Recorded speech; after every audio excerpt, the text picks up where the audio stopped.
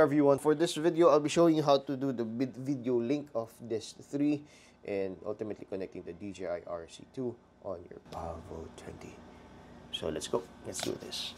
So first thing that you need to do is to link your BetaFPV on your PC and connect it with BetaFlight. So remember to have this with you. This is the USB controller of the Pavo20. So get your USB Type-C, and from here we will connect it in BetaFlight. Okay, so we're now recording BetaFlight.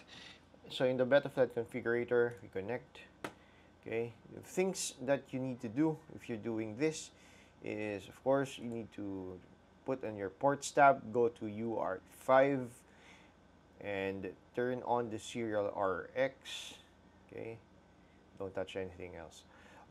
If I think you are using Pavo Pico, it's a different UART. I think it's UART6, but for the because yeah, the Pavo Pico uses a 1 to 2S flight controller, so it's a different flight controller.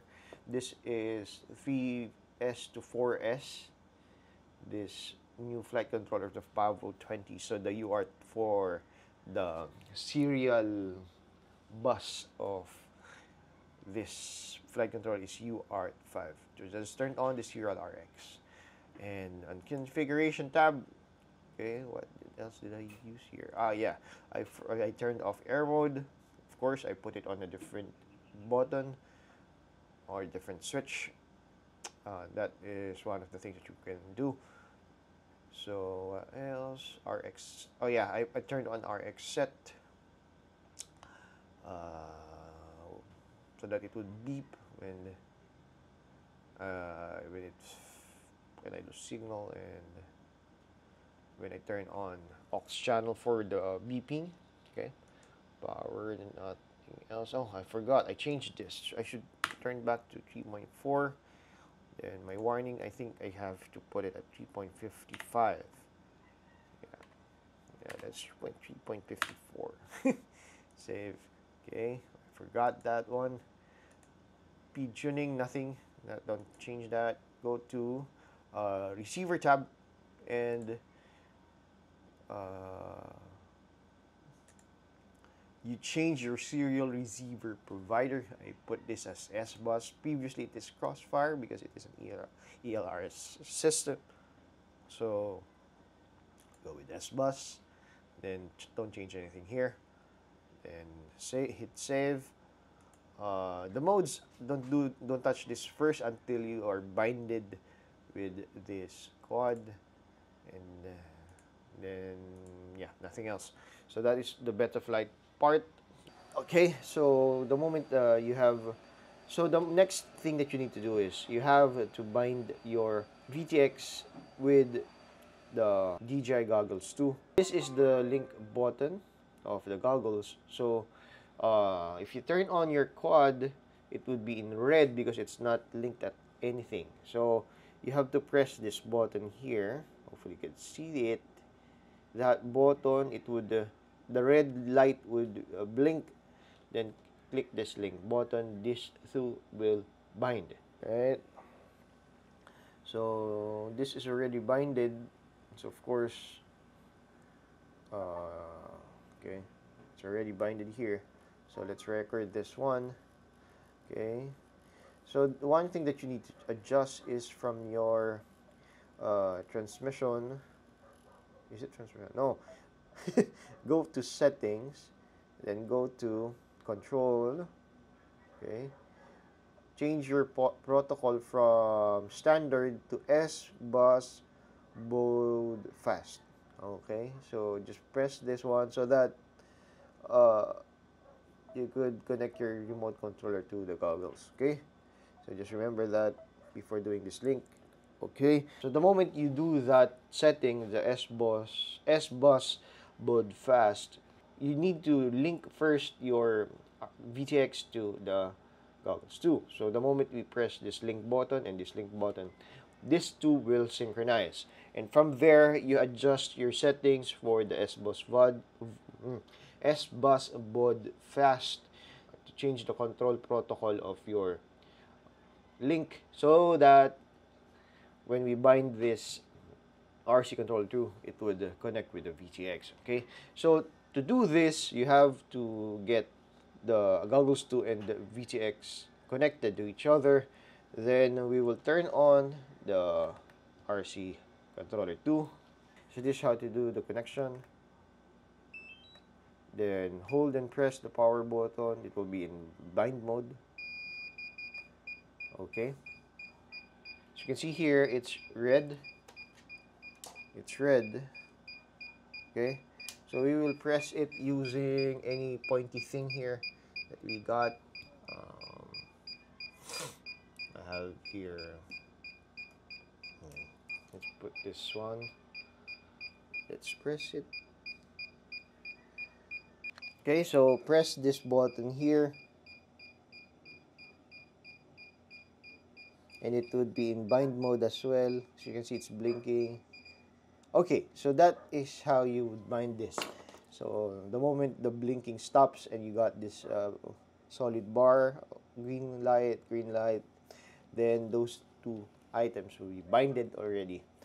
So that is how you bind your goggles 2, RC controller 2, and the BetaFPV Pavo20. When you get this bind and fly from BetaFPV, actually there is no VTX. It actually supports HD0 Voxname, and yes, the DJI system, the DJI O3 Air unit. And the radio link of this is ELRS, and you could also get it in Crossfire if I'm not mistaken. Since it is an ELRS system, it actually binds with an ELRS radio controller, such as this Radio Master Boxer that I have with an ELRS system.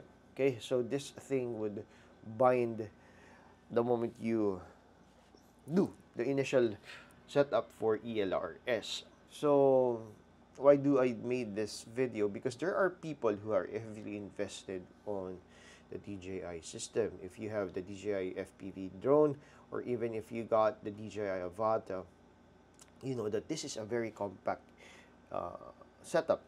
So it's already at the DJI Avata. As you can see here, if you got these three items and you are already a FPV pilot, these three things could let you fly already without any much tinkering. You could actually basically do mountain dives if you want to, or if you go long range flight, the DJI Avata can do it for you.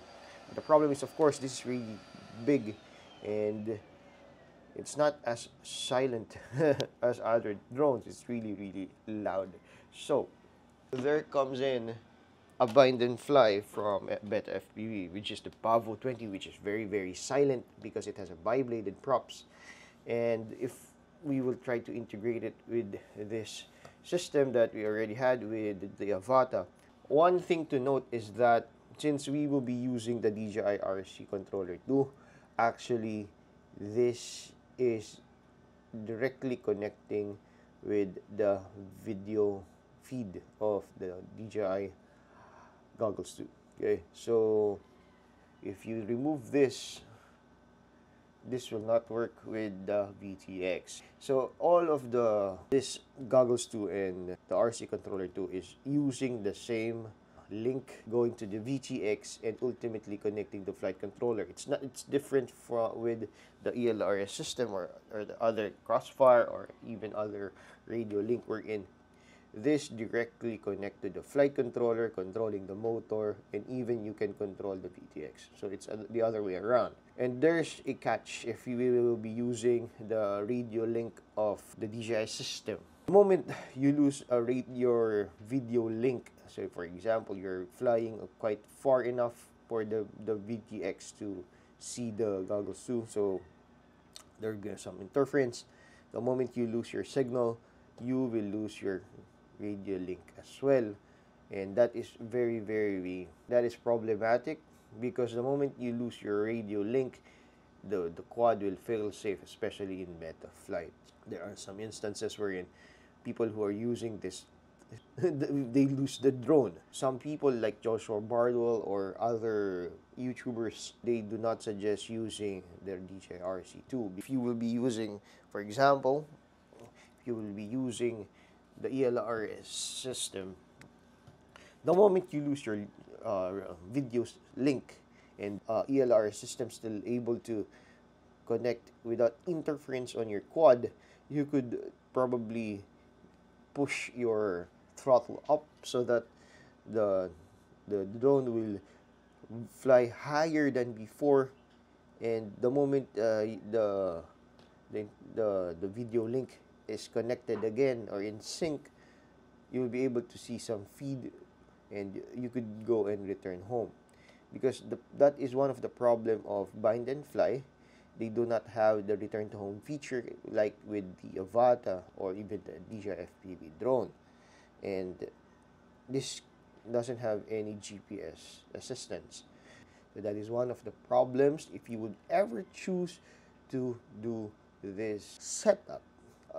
If you would ask me, it would really depend on your needs. If you want, just like me, you have the Avata and you want to minimize your gears that would fit in your bag, I would recommend you doing this setup wherein you have your RC controller 2, goggles 2 Avata, and the Pavo20 on your bag. Just remember that this will fail safe on you if you go very, very far. So try to do proximity flying with this Pavo20 and use the Avata for your long flights. Otherwise, of course, you will fail safe. Okay? But if you have other drones on your setup, you're not focusing on the Avata, I highly suggest that you don't do this and instead go with the ELRS system. This would ultimately be your best setup for this quad, and there is a redundancy if you will be using a different radio link other than using the DJI goggles too. On my setup, I'll be using this for now because I'll be using the walk snail on a different quad, so this would simplify my gears. But if I'll be doing a lot of cine whoop activities and I'll be using the Avata, I would still be using this one. Okay, so that is how you bind your goggles 2, RC controller 2, and the BetaFPV Pavo20. But if you don't need a system like this, I highly suggest that you use the ELRS system. But if you just want to, for example, you just want to integrate everything and you really need to use the RC controller 2 as your radio link, this is how you do it. But I do not suggest that you do so if you still have an option to use an ELRS system.